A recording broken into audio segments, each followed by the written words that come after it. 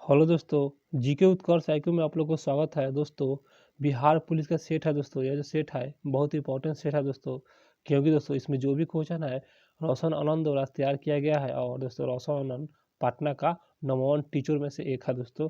और इनके जो संस्थान से दोस्तों पटना में सबसे ज़्यादा रिजल्ट होता है, बिहार दरोगा का रिजल्ट सबसे ज़्यादा देते हैं रोशन आनंद।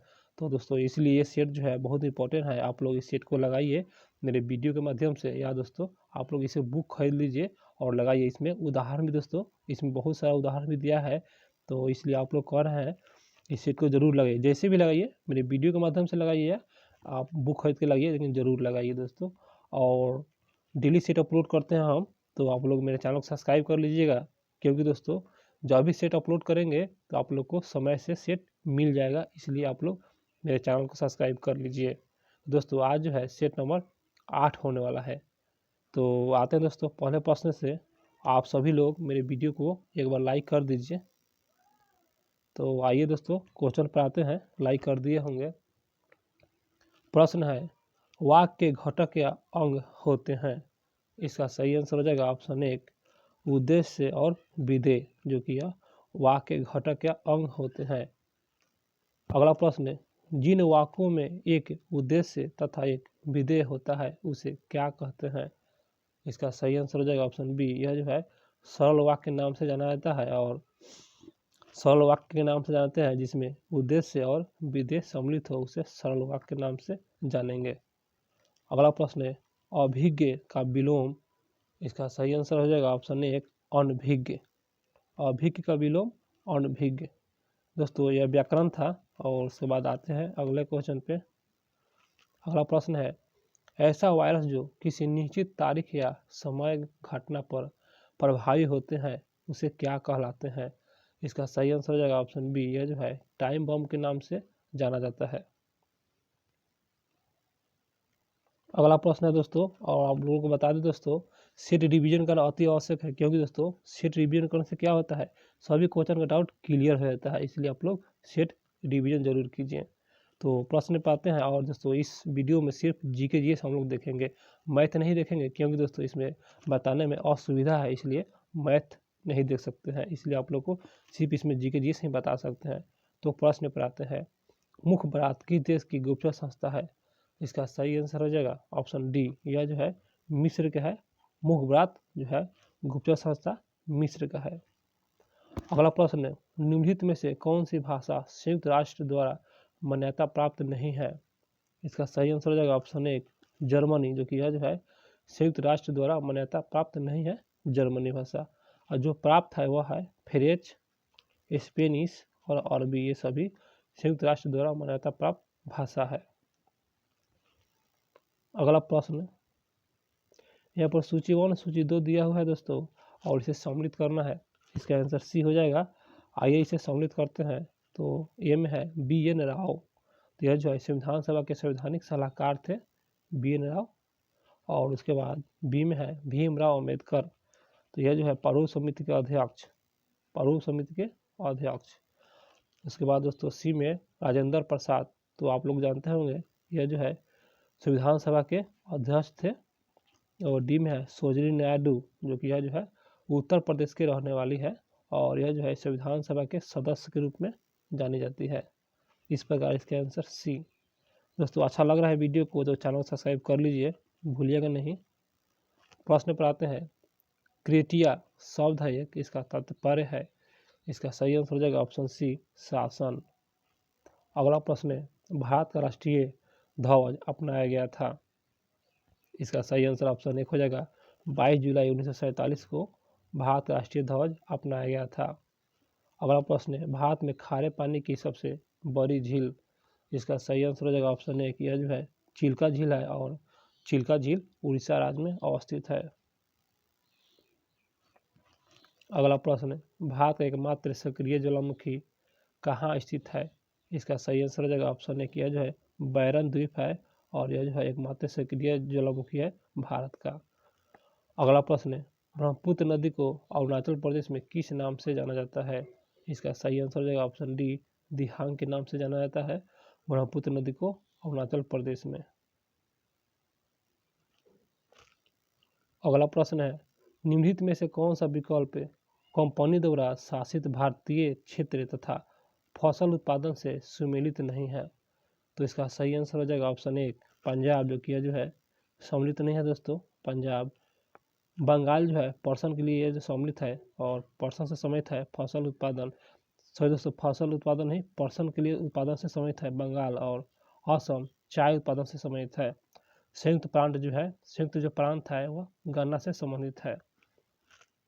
अगला प्रश्न आते हैं दोस्तों 23 नंबर क्वेश्चन, निम्नलिखित में से किनके द्वारा गुलामगिरी अर्थात गुलामी किसी को नाम दिया गया है और यह पुस्तक है लिखा गया था किसके द्वारा? तो इसका सही आंसर हो जाएगा ऑप्शन डी, यह जो है ज्योतिबा फूले द्वारा दोस्तों यह जो है पुस्तक लिखा गया है, जो कि यह गुलामगिरी या गुलामी है, ज्योतिबा फूले द्वारा लिखा गया है।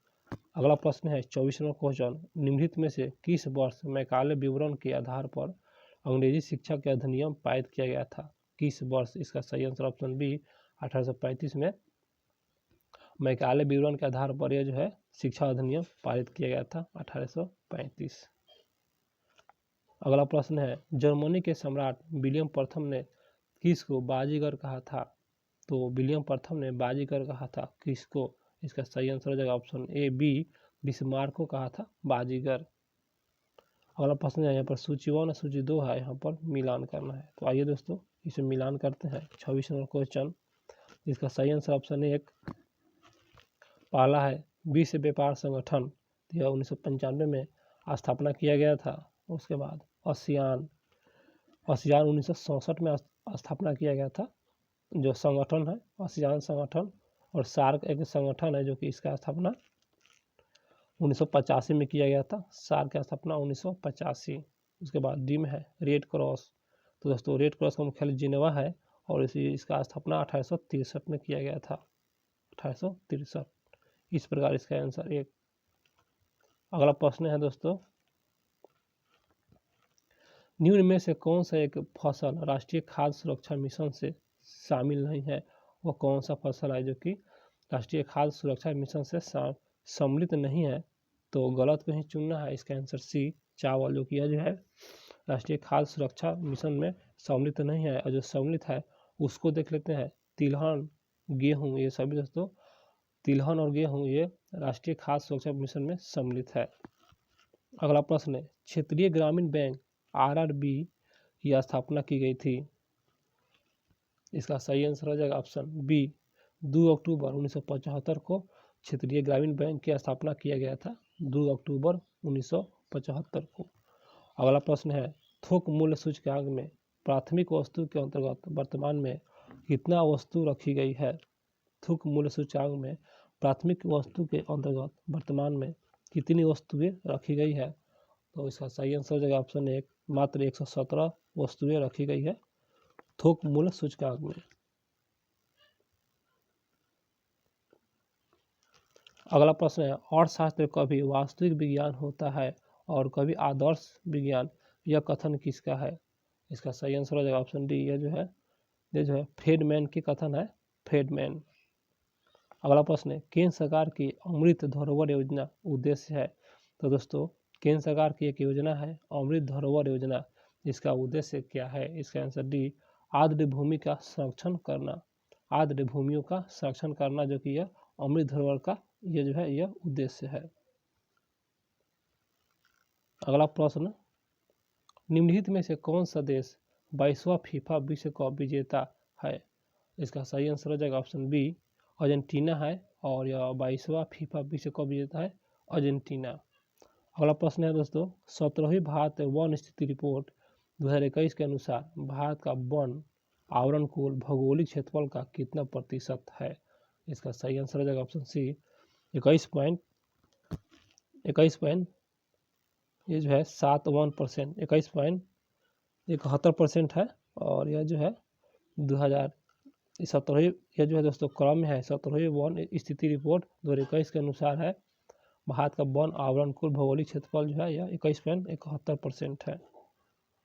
अगला प्रश्न है 34वां क्वेश्चन, एक कोर्स में मौजूद इलेक्ट्रॉनों की अधिकतम संख्या किस सूत्र द्वारा ज्ञात की जाती है? इसका सही आंसर हो जाएगा ऑप्शन सी 2n स्क्वायर यहाँ पर है। तो यहाँ पर दोस्तों एक कोर्स में मौजूद इलेक्ट्रॉनों की अधिकतर जो संख्या होता है एक सूत्र है और इसी सूत्र के द्वारा दोस्तों ज्ञात किया जाता है 2n स्क्वायर। अगला प्रश्न है कृत्रिम डायलिसिस का प्रयोग किसके खराब होने पर होता है? तो इसका सही आंसर हो जाएगा ऑप्शन सी वृक्क के दोस्तों। और वृक्क के खराब होने पर कृत्रिम डायलिसिस का उपयोग किया जाता है। दोस्तों वीडियो अच्छा लग रहा है तो चैनल को सब्सक्राइब जरूर करें। प्रश्न है 1 बिलियन का पीएच मान 3 है, जब पीएच मान 6 तक परिवर्तन होता है तो H+ आयन सांद्रण क्या होगा दोस्तों? इसका सही आंसर है ऑप्शन डी 1000 गुना घट जाता है। अगला प्रश्न है रेबीज के टीके की खोज किसने की थी? इसका सही आंसर हो जाएगा ऑप्शन बी लुई पास्चर द्वारा किया गया था। रेबीज के टीके की खोज लुई पास्चर ने किया था। 38 नंबर क्वेश्चन एक उत्तल लेंस से 40 सेंटीमीटर की दूरी पर रखी एक वास्तविक प्रतिबिंब लेंस से 20 सेंटीमीटर की दूरी पर बनता है तो लेंस की फोकस दूरी निकाले। तो दोस्तों आप लोग इसे सॉल्व कर लीजिएगा। इसका आंसर बी बता देते हैं 16.67 सेंटीमीटर। 39 नंबर क्वेश्चन है दोस्तों निम्नलिखित में से कौन सा बहुलक एक थर्मोप्लास्टिक नहीं है? और थर्मोप्लास्टिक नहीं है उसी को चुनना है। इसका आंसर बी नियोप्रीन यह जो है थर्मोप्लास्टिक नहीं है। दोस्तों वो जो देखना है हम लोग को जो एग्जाम में आता है जो कि थर्मोप्लास्टिक का उदाहरण पूछता है एग्जाम में तो वह जो है टेफ्लॉन है, पॉलीस्टीरीन है और पॉलीथीन है। आप लोग को रिपीट कर दे रहे हैं टेफ्लॉन, पॉलीस्टीरीन और पॉलीथीन ये सभी बहुलक जो है एक थर्मोप्लास्टिक का उदाहरण है। अगला प्रश्न है वह गैस जो वनस्पति तेल में वनस्पति निर्माण में प्रयुक्त होता है वह कौन सा गैस है? इसका आंसर सी हाइड्रोजन गैस है। आप लोग इसे याद रखें हाइड्रोजन गैस। लेसर व मेसर का मुख्य अंतर बताना है लेसर और मेसर। तो आइए दोस्तों अंतर जान लेते हैं। इसके आंसर सी लेसर में प्रकाश तरंग जबकि मेसर में माइक्रो तरंग का प्रयोग किया जाता है। दोस्तों लेसर में प्रकाश तरंग याद रखिएगा और मेसर में माइक्रो तरंग का उपयोग किया जाता है। अगला प्रश्न होगा वार्षिक वलय किस क्षेत्र के पेड़ में स्पष्ट होते हैं? इसका सही आंसर हो जाएगा ऑप्शन बी शीतोष्ण क्षेत्र में। दोस्तों शीतोष्ण क्षेत्र में वार्षिक वलय जो है पेड़ों के स्पष्ट होते हैं शीतोष्ण क्षेत्र में। अगला प्रश्न है अमृत का पर्यायवाची नहीं है। तो पर्यायवाची नहीं बताना है, गलत बताना है। इसका आंसर बी हेम ये अमृत का पर्यायवाची नहीं है। और अमृत का पर्यायवाची उसी को जान लेते हैं सोम, पीयूष और अमीय। सोम, पीयूष और अमीय ये सभी अमृत का पर्यायवाची है। अगला प्रश्न निम्न में से एक उपसर्ग नहीं है। इसका आंसर सी ता। और यह जो उपसर्ग के अंतर्गत नहीं आता है अ आता है, स आता है और कु आता है। अगला प्रश्न है न्यूटन के अष्टक नियम के अनुसार पोटेशियम और कॉपर के बीच कितने तत्व मौजूद है? इसका सही आंसर हो जाएगा ऑप्शन बी 7 तत्व मौजूद है। और अष्टक नियम के अनुसार पोटेशियम और कॉपर के बीच जो है तत्व मौजूद है 7 है। अगला प्रश्न जीवाणु, साइनोबैक्टीरिया, माइकोप्लाज्मा निम्न में से किस जगत प्रणाली का उदाहरण है? तो दोस्तों इसका सही आंसर हो जाएगा ऑप्शन बी मोनेरा जगत का उदाहरण है। जीवाणु, साइनोबैक्टीरिया, माइकोप्लाज्मा बहुत अच्छा प्रश्न है। किस जगत का प्रणाली का उदाहरण है? तो मोनेरा जगत के अंतर्गत आता है दोस्तों। 47 नंबर क्वेश्चन सूची 1 सूची 2 में यहाँ पर सम्मिलित करना है। तो इसका सही आंसर हो जाएगा दोस्तों आइए इसे सम्मिलित करते हैं। इसका सही आंसर सी। तो यहाँ पर ए में लिखा हुआ है चूना। तो चूना दोस्तों यहाँ पर सूत्र है सम्मिलित है। और बूझा चूना तो यह जो है इसका यह सूत्र है बूझा चूना का सूत्र। और सी में जिप्सम तो दोस्तों यह जो है इसका सूत्र यहाँ है 4 नंबर में। और उसके बाद प्लास्टर और पेरिस तो यह जो है इसका सूत्र ये है। इसका आंसर सी। सूत्र दोस्तों आप लोग याद रखिएगा। कभी कभी एग्जाम में सूत्र भी पूछ देते हैं, ज़्यादा नहीं पूछता है, पूछ भी सकता है। तो आप लोग इसे सूत्र भी कुछ याद रखिए इंपॉर्टेंट सूत्र। प्रश्न है 20 न्यूटन का बल 4 किलोग्राम के पिन पर कार्य करता है तो उसमें उत्पन्न त्वरण होगा। इसका सही आंसर ऑप्शन बी 5 मीटर प्रति सेकेंड स्क्वायर जो कि यह उत्पन्न त्वरण होगा। 20 न्यूटन का बल 4 किलोग्राम पिंड के कार्य करता है, तो 5 मीटर प्रति सेकेंड स्क्वायर जो है इसमें उत्पन्न त्वरण होगा। अगला प्रश्न है, लवणीय मिट्टी में उगने वाले पौधे उसे क्या कहेंगे? इसका आंसर डी, हेलोफाइट के नाम से जाना जाता है। लवणीय मिट्टी में जो पाया जाता है हेलोफाइट। और दोस्तों यह जो है जीरोफाइट, यह जो है मरुस्थलीय मिट्टी में पाया जाता है। जीरोफाइट जो उगने वाले पौधे होते हैं ना, उसी को जीरोफाइट के नाम से जाना जाता है। अगला प्रश्न पर आते हैं, 50 नंबर क्वेश्चन, मृदु साबुन बनाने के लिए आवश्यक पदार्थ। मृदु साबुन, इसका सही आंसर हो जाएगा ऑप्शन डी, कास्टिक पोटास का प्रयोग किया जाता है। मृदु साबुन बनाने के लिए आवश्यक पदार्थ जो होता है कास्टिक पोटास का यह उपयोग किया जाता है मृदु साबुन बनाने के लिए। अगला प्रश्न है दोस्तों, सेट रिवीजन करना तेजी में नहीं किया जाता है। दोस्तों सेट रिवीजन मीडियम में किया जाता है, आप लोग इसलिए तेजी में सेट रिवीजन नहीं कीजिए। सेट रिवीजन करने से कोई फायदा नहीं होगा तेजी में। ये क्वेश्चन को समझिए, अच्छा से समझिए, ताकि आपको एग्जाम में कोई सस्पिशन ना हो। पूरा क्वेश्चन एक ही क्वेश्चन पढ़िए, अच्छा से पढ़िए, क्वेश्चन अब क्लियर होना चाहिए। तो प्रश्न पर आते हैं, निम्नलिखित में से कौन सा पूर्ण फिर से पढ़ रहे हैं दोस्तों, तो यहाँ पर फिर से आ रहा है, निम्नलिखित में से कौन सा पूर्ण रूपेण अंतःस्रावी ग्रंथि है? तो इसका सही आंसर हो जाएगा ऑप्शन सी, पीयूष ग्रंथि। और पीयूष ग्रंथि अंतःस्रावी ग्रंथि है। अग्नाशय, तिल्ली और लसीय गांठ ये सभी दोस्तों बहिःस्रावी ग्रंथि है, यह अंतःस्रावी ग्रंथि नहीं है। पीयूष जो ग्रंथि है अंतःस्रावी ग्रंथि है। ईक प्रत्यय लगाने पर सप्ताह का रूप क्या होगा? तो ईक प्रत्यय लगाने पर ये जो सप्ताह है दोस्तों, इसमें इसी में लगाना है ईक प्रत्यय, तो इसका आंसर बी साप्ताहिक। साप्ताहिक हो जाएगा, साप्ताहिक।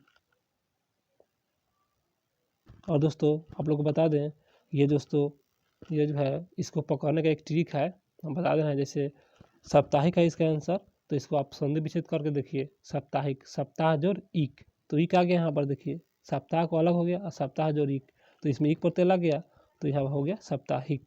आप लोग इस तरह बना सकते हैं। अगला प्रश्न है, समास का अर्थ। समास का अर्थ, इसका आंसर एक संक्षेप करना। समास का यही अर्थ होता है, संक्षेप करना। अगला प्रश्न है, निम्न में से एक द्वंद्व समास का उदाहरण नहीं है। इसका सही आंसर हो जाएगा ऑप्शन सी, जीवन भर। यह जो है दोस्तों यहाँ पर द्वंद्व समास का उदाहरण नहीं है, जीवन भर।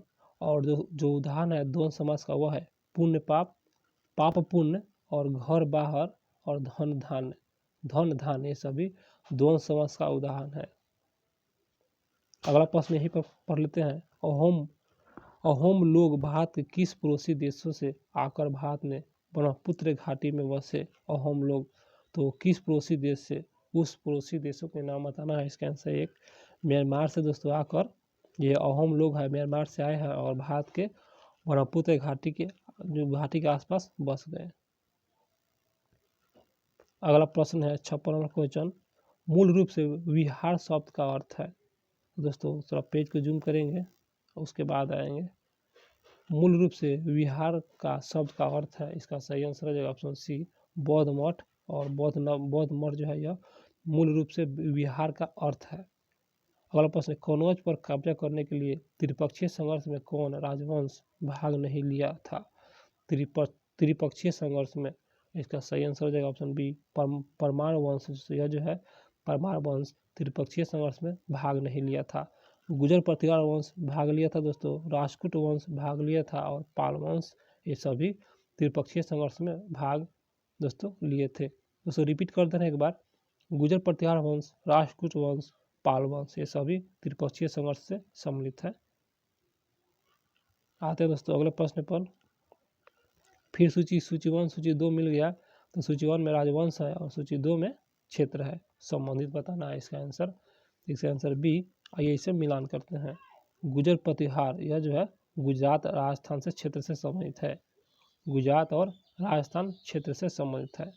राष्ट्रकूट दोस्तों यह जो है बंगाल से संबंधित है। और पाल वंश दोस्तों फिर से मिलाते हैं, थोड़ा मिस्टेक हो गया है। तो 59 नंबर क्वेश्चन, इसका आंसर बी, तो गुजर प्रतिहार यह जो है गुजरात और राजस्थान से संबंधित है। राष्ट्रकूट यह जो है पश्चिम दक्कन से संबंधित है, यहाँ पर यही मिस्टेक हो गया था, पश्चिमी दक्कन से। पाल वंश दोस्तों, पाल वंश जो है यह बंगाल से संबंधित है, बंगाल। और चोल वंश यह तमिलनाडु से संबंधित है, दक्षिण का राज्य है। अगला प्रश्न पे आते हैं, 60 नंबर क्वेश्चन। निम्नलिखित में से किस जगह पर एक कब्र में मृत के साथ एक बकरी को दफनाने का साक्ष्य मिला है? तो मृत के साथ एक बकरी, इसका आंसर डी, मेहरगढ़। और दोस्तों यह जो क्वेश्चन है निर्देश यहाँ पर दिया गया है, और ध्यान पूर्वक पढ़े और तथा प्रश्न के अनुसार विकल्प को चयन करें। दोस्तों ये लोग आप लोग इसका PDF टेलीग्राम पर दे देंगे, और इसका दोस्तों इसमें से आप लोग ये बना लीजिएगा। यहाँ पर बनाने में और बताने में असुविधा होगा, और वीडियो भी लंबा हो जाएगा, इसलिए सिर्फ GK देख लेते हैं। यह क्वेश्चन आप लोग सॉल्व कर लीजिएगा 61 से लेकर 63 तक। इसका टेलीग्राम पर PDF उपलब्ध करा देंगे, क्योंकि दोस्तों यहाँ पर देखिए बताने में असुविधा होगा, फिर उस पन्ने पर जाएंगे, फिर इस पन्ने पर आएंगे, इसलिए आप लोग इसे बना लीजिएगा। तो आते हैं GK पर 64 नंबर क्वेश्चन यहाँ पर है। तो 64 नंबर क्वेश्चन है, यह 64 नंबर। निम्नलिखित में से किस विश्वविद्यालय का उच्च शिक्षण संस्थान की इंडिया रैंकिंग 2023 में प्रथम स्थान रहा? तो इसका सही आंसर हो जाएगा ऑप्शन डी, भारतीय विज्ञान संस्थान। और भारतीय विज्ञान संस्थान का दोस्तों प्रथम स्थान है। यह विश्वविद्यालय के उच्च शिक्षा संस्थानों की इंडिया रैंकिंग में 2023 में प्रथम स्थान भारतीय विज्ञान संस्थान का है। 64 नंबर क्वेश्चन, हाल ही में निम्नलिखित में से किसको विश्व बैंक का नया अध्यक्ष चुना गया है? इसका सही आंसर हो जाएगा ऑप्शन बी, अजय बंगा को चुना गया है। विश्व बैंक का नया अध्यक्ष अजय बंगा को चुना गया है हाल ही में। अगला प्रश्न है, 2024 में ICC पुरुष T20 क्रिकेट विश्व कप का आयोजन कहाँ किया जाएगा? इसका आंसर एक हो जाएगा अमेरिका और वेस्ट इंडीज में किया जाएगा। अमेरिका तथा वेस्ट इंडीज में किया जाएगा, और यह जो है 2024 में किया जाएगा। ICC पुरुष T20 क्रिकेट विश्व कप का आयोजन अमेरिका और वेस्ट इंडीज में किया जाएगा। अगला प्रश्न आते हैं दोस्तों, ये जो है 67 नंबर क्वेश्चन है, शरीर में कोलेस्ट्रॉल की मात्रा कम करने के लिए किसका उपयोग किया जाता है? तो कोलेस्ट्रॉल को कम करने के लिए किसका उपयोग किया जाता है? बहुत अच्छा प्रश्न है, इसका आंसर भी दोस्तों लहसुन का प्रयोग किया जाता है। आप लोग इसे याद रखिए, भविष्य में आप लोगों को कहीं जरूरत पड़ जाएगा, तो कोलेस्ट्रॉल कम करने के लिए लहसुन का उपयोग कर सकते हैं। अगला प्रश्न है, हैसिया कार और यह जो है बीमारी एक है जो किसके कारण से होता है? वृद्धि से या किससे होता है? इसका आंसर डी, बी और सी देख लेते हैं। रक्त में ऑक्सीजन की कमी से होता है। हैसियार कार जो है एक बीमारी है, और सी में अनुवांशिक विकृति से होता है। अगला प्रश्न है 69 नंबर क्वेश्चन, निम्नलिखित में से कौन सा तत्व मेडलिप की आवर्त सारणी में इक्का एल्युमिनियम की जगह लेता है? इसका सही आंसर हो जाएगा ऑप्शन बी, गैलियम। जो क्वेश्चन है दोस्तों, कौन सा तत्व मेडलिप के आवर्त सारणी में इक्का एल्युमिनियम की जगह लिया है? तो गैलियम लिया है। अगला प्रश्न है, निम्न में से कौन सा गुण चुंबकीय बल रेखा नहीं है? तो इसका सही आंसर हो जाएगा ऑप्शन बी, दो बल रेखा एक दूसरे को 90 डिग्री पर काटती है। और चुंबकीय बल रेखाएं नहीं है तो दोस्तों गलत है। और जो चुंबकीय बल रेखाएं हैं, कौन सा गुण जो है चुंबकीय बल रेखाएं हैं उसको देख लेते हैं, सही देखना जरूरी है दोस्तों। तो यह हमेशा उत्तरी ध्रुव से निकलती है, चुंबकीय बल रेखाएं हमेशा उत्तरी ध्रुव से निकलती है। तो सी में है, चुंबकीय क्षेत्र जहाँ प्रबल होता है वहाँ बल रेखाएं पास पास होती है। एक समान चुंबकीय क्षेत्र की बल रेखाएं परस्पर समानांतर एवं समान दूरी पर होता है। ये सभी सही है, और जो है ये जो है बी नंबर दोस्तों गलत है, इसलिए सही को ही आप लोग याद रखिए। 71वां क्वेश्चन, जस्तेदार लोहे की चादर जंग से बची रहती है? बहुत अच्छा, क्योंकि उनमें निम्नलिखित परत विद्यमान होता है। इसमें कौन सा परत विद्यमान होता है? इसका आंसर सी, ये सद अर्थात जस्ता को कहा जाता है। और जस्ता दोस्तों यह जो है ये लोहे पर जो है परत जो चढ़ा दी जाती है तो जंग से बची रहती है। तो यह जो है इसका सही आंसर हो जाएगा ये सद या तो जस्ता। अगला प्रश्न है, मानव हृदय में त्रिवर्णीय कपाट किनके बीच होता है? तो त्रिकोणीय कपाट है और किनके किनके बीच होते हैं, इसका आंसर डी, दायालिंद और दाया निलय, दायालिंद और दाया निलय के बीच दोस्तों यह जो है अवस्थित है। प्रश्न है अगला प्रश्न, निम्नलिखित में से सुमेलित कीजिए और नीचे दिए गए कूटों से सही उत्तर चुनिए। तो आइए दोस्तों उत्तर चुनते हैं। तो यहाँ इसका सही आंसर हो जाएगा, यहाँ पर यंत्र है और यहाँ पर उपयोग है। तो आइए थोड़ा समझ लेते हैं, यहाँ पर कूट की सहायता से है। थोड़ा पेज को दोस्तों जूम करते हैं, उसके बाद बताते हैं आप लोगों को। दोस्तों आते हैं और पहला है यहाँ पर इलेक्ट्रोएन्सेफलोग्राफ। तो यह जो है यहाँ मिलान करना है दोस्तों, तो यहाँ पर मिलान कर लेते हैं। थोड़ा सा पेज लंबा हो जा रहा है इसलिए एडजस्ट करना पड़ रहा है, आप लोग भी कीजिए। तो यह जो है यहाँ पर यह बी हो जाएगा इसका आंसर। मस्तिष्क रोगों का निदानकारी यंत्र है इलेक्ट्रोएन्सेफलोग्राफ, तो इसका आंसर बी हो जाएगा। और 2 नंबर में है इलेक्ट्रोकार्डियोग्राफ दोस्तों। तो यह जो है यहाँ पर दोस्तों यह जो है इसका आंसर 1 में हो जाएगा, हृदय रोगों का निदानकारी यंत्र है इलेक्ट्रोकार्डियोग्राफ। और तीसरा है स्फेग्नोमैनोमीटर, तो आप लोग इसे जानते होंगे। तो यह जो है दोस्तों यह जो इसका आंसर डी है। थोड़ा सा पेज को जूम करते हैं, तो यहाँ पर आइए और यह 3 नंबर में यह डी है, रक्तचाप से संबंधित है। यहाँ पर स्फेग्नोमैनोमीटर रक्तचाप जो है ये इस यंत्र से दोस्तों नापा जाता है। स्फेग्नोमैग्नोमीटर से रक्तचाप नापा जाता है। और 4 नंबर में है स्टेथोस्कोप, तो यह जो है यह सी है, यहाँ पर हृदय की धड़कन सुनना, स्टेथोस्कोप से हृदय की धड़कन सुनना। तो इस प्रकार दोस्तों यहाँ पर सही आंसर हो जाएगा। थोड़ा सा मिलान में असुविधा हो रहा है, तो इसका सही आंसर हो जाएगा ऑप्शन बी, 2 बी ए और डी सी। आप लोग इसे पेज को जूम करके, पेज को नहीं दोस्तों थोड़ा सा वीडियो को रोक कर आप लोग इसे समझ लीजिएगा। 75वां क्वेश्चन पर आते हैं, प्राकृतिक रबर वलीकरण किस तत्व को डालकर किया जाता है जिससे किसी अधिक लचीला और अधिक मजबूत बन सकता है। तो इसका सही आंसर हो जाएगा ऑप्शन 1 सल्फर। और सल्फर दोस्तों बहुत अच्छा है, जो कि प्राकृतिक रबर का वलीकरण जो है सल्फर के माध्यम से किया जाता है और जिसके कारण दोस्तों लचीला और अधिक मजबूत बनाया जा सकता है सल्फर। अगला प्रश्न है, जो वस्तु प्रकाश को सभी रंगों को अवशोषण कर लेती है उस रंग होगा, वह कौन सा रंग होगा? इसका आंसर डी काला रंग हो जाएगा, कि जो वस्तु प्रकाश सभी रंगों को अवशोषित कर लेता है वह रंग जो है काला हो जाएगा। अगला प्रश्न है, अनिश्चितता के सिद्धांत को किसने प्रतिपादित किया था? बहुत अच्छा प्रश्न है, इसका आंसर सी हाइगेंस द्वारा, सॉरी दोस्तों हाइगेंस वर्ग द्वारा यह प्रतिपादित किया गया था अनिश्चितता का सिद्धांत, हाइगेंस वर्ग। अगला प्रश्न, निम्नलिखित में से कौन सा मानव उत्सर्जन तंत्र के मूत्र पथ के सही क्रम दर्शाता है? इसका सही आंसर हो जाएगा ऑप्शन 1 ब्रीक, मूत्रवाहिनी और मूत्राशय, उसके बाद मूत्र मार्ग। दोस्तों ये जो है क्रम में लगाना है, मूत्र पथ जो है यहाँ पर इसी को क्रम में लगाना है। पहले ब्रीक, उसके बाद मूत्रवाहिनी में जाएगा, उसके बाद मूत्राशय में जाएगा और उसके बाद मूत्र मार्ग में जाएगा। यहाँ पर उत्सर्जन तंत्र मूत्र पथ है, आप लोग इसे समझ सकते हैं। अगला प्रश्न है 79 नंबर क्वेश्चन, एल्युमिनियम धातु का अयस्क है, बहुत अच्छा प्रश्न है, इसका आंसर सी बॉक्साइड अयस्क है, एल्युमिनियम धातु का अयस्क बॉक्साइड। अगला प्रश्न है, पेयजल को शुद्ध करने के लिए निम्नलिखित में से किस वस्तु का उपयोग व्यापक रूप से होता है? इसका आंसर 1 क्लोरीन का उपयोग किया जाता है, पेयजल को शुद्ध करने के लिए क्लोरीन का उपयोग किया जाता है व्यापक रूप से। अगला प्रश्न, निम्नलिखित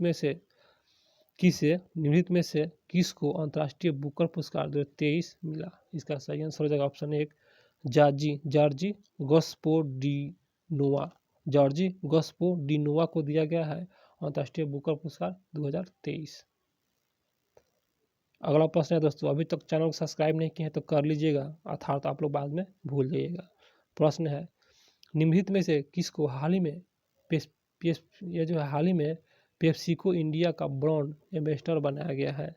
इसका सही आंसर हो जाएगा ऑप्शन बी रणवीर सिंह को बनाया गया है, पेप्सिको इंडिया का ब्रांड एम्बेसडर रणवीर सिंह को बनाया गया है। अगला प्रश्न है, निम्नलिखित में से किस अवधि के लिए बिहार सरकार द्वारा कृषि रोड मैप 4 जारी किया गया है?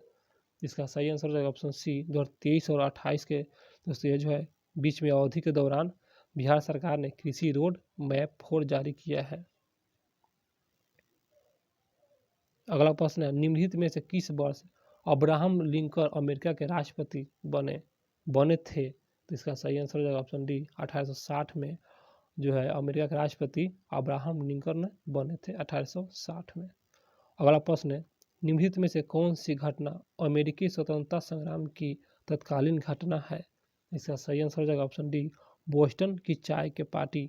बोस्टन चाय की पार्टी ये जो है अमेरिकी स्वतंत्रता संग्राम की तत्कालीन घटना है। बहुत अच्छा प्रश्न है दोस्तों, बोस्टन की चाय पार्टी, ये आप लोग याद रखिएगा दोस्तों। ये सभी एग्जाम में दोस्तों ये क्वेश्चन आता है लगभग दोस्तों, लगभग मान के चलिए ये जो है 40% जो है ये क्वेश्चन अनिवार्य है दोस्तों। अब इसे याद रखिए, एग्जाम में आते हैं। 86 नंबर क्वेश्चन, निम्नलिखित में से किसे इटली के एकीकरण के लिए जनक माना जाता है? तो इटली का एकीकरण किसके द्वारा किया गया था? इसका सही आंसर हो जाएगा ऑप्शन डी। जोसेफ मेजनी द्वारा किया गया था इटली का एकीकरण, जोसेफ मेजनी।